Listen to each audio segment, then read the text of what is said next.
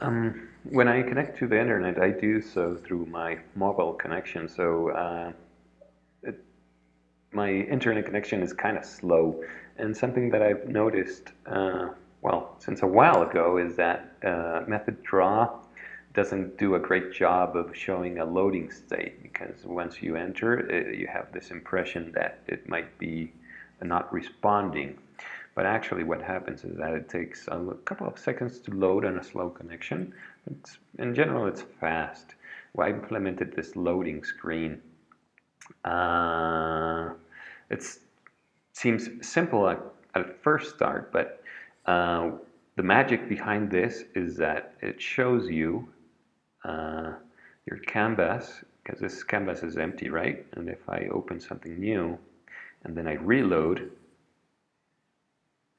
I'm going to reload with shift so that it reloads everything. See?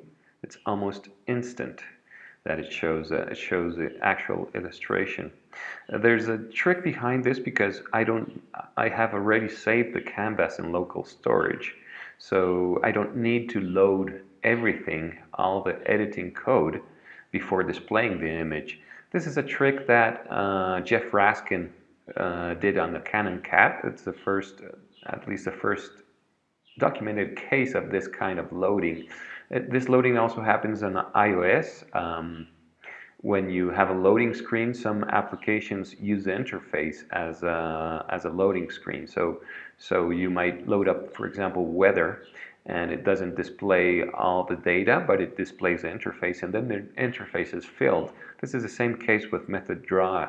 The purpose is that once you have, let's say, the illustration loaded, then you know where to work. So it takes a little while to process the image so that you know what to do with it.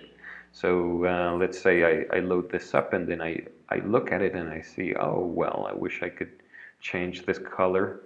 And well, this is not displaying correctly right now, but there you go. And this is a cool feature. It's subtle yet very useful. And well, also a second thing I did was that I added hover states to these widgets. This might seem like a simple thing, but actually it has some complexity. Now that when you press, you get a darker background, so you know what you're modifying, right? And then you can rotate. This could be improved. I'm going to do that right now because, well, let's do some live coding. I shouldn't be doing this, but anyways, I would have to load this from localhost. And let's fix that. Where can I see this? Here in opacity, right? Okay. So no, it's in rotation.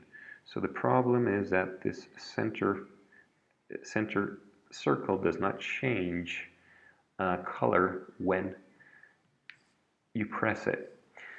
This is in drag input, and I would have, let's say, I think it's a circle, something like that. I would have to check out the class.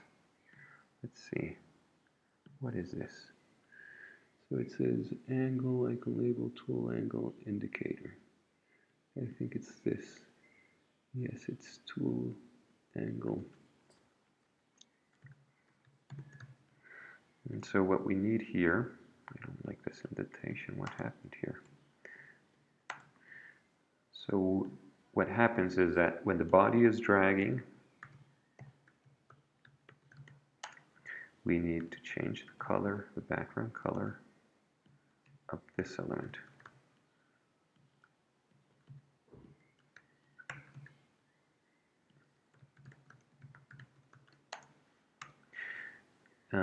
So this becomes probably Z1. Okay, let's reload, select, and rotate. There we go. Okay, works.